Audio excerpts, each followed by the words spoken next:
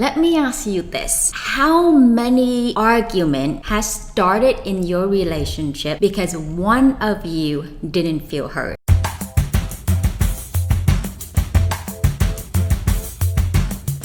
I assume that probably more than you would want to have. And we cannot have effective communication without active listening. It's a feedback loop. And I want to show you this channel of communication. So as you can see here, we have the sender and the receiver as the speaker and the listener. And then there's the message. And in the process, you have the encoding and decoding. And so what that is, we're going to go into the whole process of what it means to encode and decode. Now, when it comes to active listening, it is more than just hearing the words. It's about truly understanding and engaging with the speaker's message. Active listening is crucial for both personal and professional setting. To feel heard and understood, to build trust, to reduce misunderstanding, and create better collaboration with one another to problem solve and addressing issues. So what is this active listening look like? Active listening involves getting your undivided attention, getting and giving, so that you can fully concentrate, understand, and respond. And also remember what is being said to ensure that you truly heard the speaker and help them feel understood. And from the speaker's point of view, what they see from you would be your full attention, seeing you turning off your distractions and maintaining eye contact. And your active engagement with verbal acknowledgement like, I understand, I see. And also your nonverbal cues like nodding. Your understanding through paraphrasing what the speaker has said to confirm that you understood the message correctly. Defer your judgment. This means the speaker would see you listen to the message in its entirety without interrupting. And then your meaningful response. Being truthful and, keyword, tactful in your responses. Showing empathy and understanding. And did you notice how I said respond and not react? Because responding requires all of the steps that we're going to go into. It takes time to encode the message, take it in, decipher it, think it through, and then respond. While reacting is without thinking. And I can't stress enough that you need to be tactful when you are delivering your truth, because if you are not being tactful and the person is not able to hear you, the message is lost. So truthful and tactful. And to mirror the listener, what they would be seeing from you, what you would need to do are the 5-step process for you to do to be an active listener. Number 1, that is paraphrasing. It is restate what you hear the speaker say to show empathy. It's usually start with something along the line of what I'm hearing is, or it sounds like, and then fill it in. For example, let's say that you are talking to a colleague at work and your colleague says, I have so many tasks piling up and the deadline are all so close. I barely have time to breathe, let alone finish everything on time. You can say something like, it sounds like you have a lot of deadlines quickly approaching all at once. And then 2 is with reflections, describe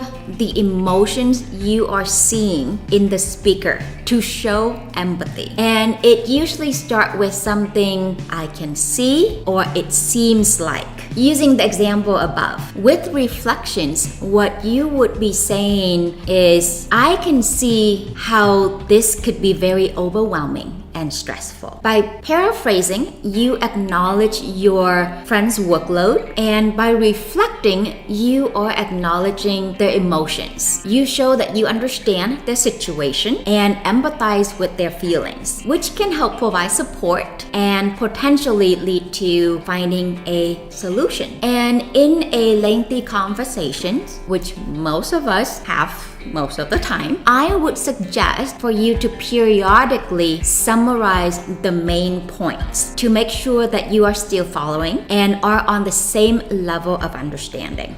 You can say something like, tell me if I have gotten it all so far, and then name the points that you have taken away. This technique will help you create opportunity for clarifications when needed. When you are doing your summarizing, the person can say yes in agreement with your understanding, and if it is a no, you can ask the questions for clarification with something like, can you tell me more about A, B, C, or D, whatever it is that the person have suggested that you didn't get the message or quite understood. And then lastly is providing feedback. This is your response. This is where you get to share your thoughts and opinion. Did you notice how you have to do 4 other things before you get to share your opinion? This is where you offer your constructive and empathetic responses. So to put it all together using the 5-step process, it is something along the line of, I can see why you would be concerned, the reflections of the emotions. There's a lot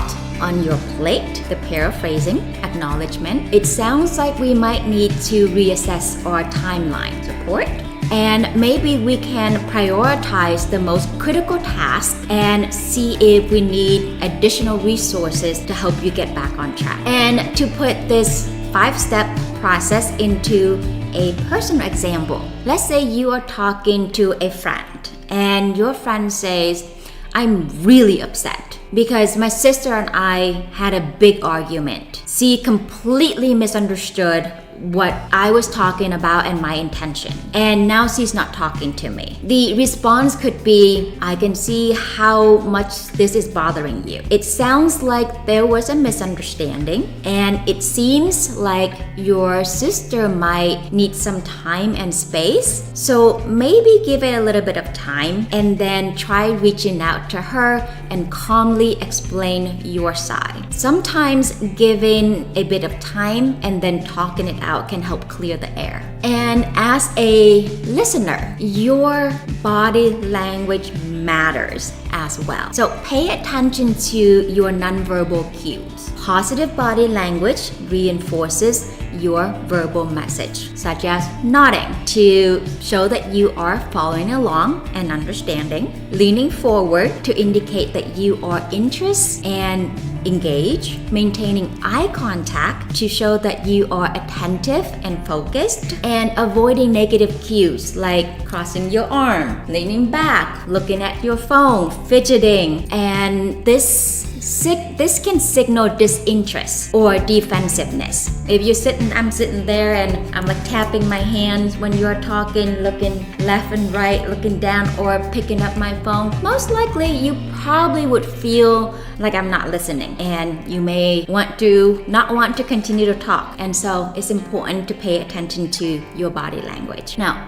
being an active listener is not an easy task. It sounds simple, but it's not easy. There are some common challenges to active listening that I really want you to be mindful of. There is internal barriers. This is when you are preoccupied with your own thoughts, your own feelings, and what you need to say instead of really pay attention and listening. And what you can do to combat this is practice mindfulness and focus on the speaker. And then there is external barriers. This is environmental distractions, physical discomfort or noises around you. The solution would be create a conducive environment for conversations by minimizing distractions. Be conscientious of that. And then the third one is the psychological barriers. This is where you have your preconceived notions, prejudices, assumptions, or past experiences that you carry into the conversation with you. And instead of really pay attention and listening to the message,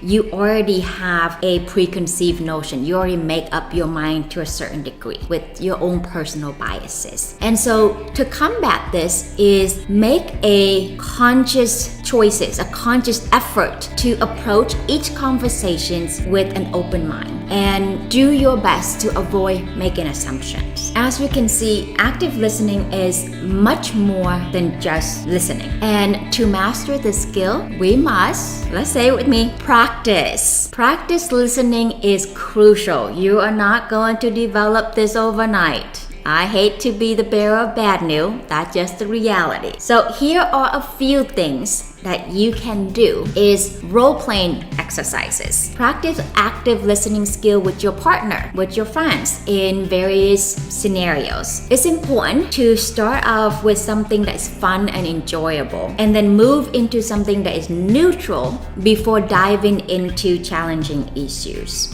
Because I want you to practice to build this. And in your practice, take turn to discuss topics that are something that you both can practice the listening as well as communications, clear communication as we discussed last week. And when you're doing this, you're going to build up the muscle to prepare yourself when more serious issues need to be discussed. And to practice meditations and deep breathing to stay present. Before going into a conversations, you can also take a few deep breaths to center yourself. And during conversations, make sure to have slow and steady breathing to regulate your heart rate and emotions. And practice self-reflection. After the conversation, reflect on using the 5-step process to see how well you listen and what you need to improve. You may or may not have thought about this, but do you notice how we learn to listen as a child, as children, before we learn to speak? And we have 2 ears, 1 mouth, so that means we need to listen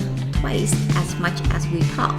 Listening is the yin to the yang of the talking, and active listening is crucial for effective communication, building trust, and resolving conflicts. So make a conscious effort to practice active listening in your daily interaction. Don't think that, this is not important, so I don't really need to have that active listening skill, because it's a skill that you need to be practiced over time. So practice, and practice to build this muscle in order to create a muscle memory. You are not going to remember the 5-step process when you are in a stressful environment or conversations. So develop that muscle memory. I want you to be kind to yourself and others, and remember to like, subscribe, and share for more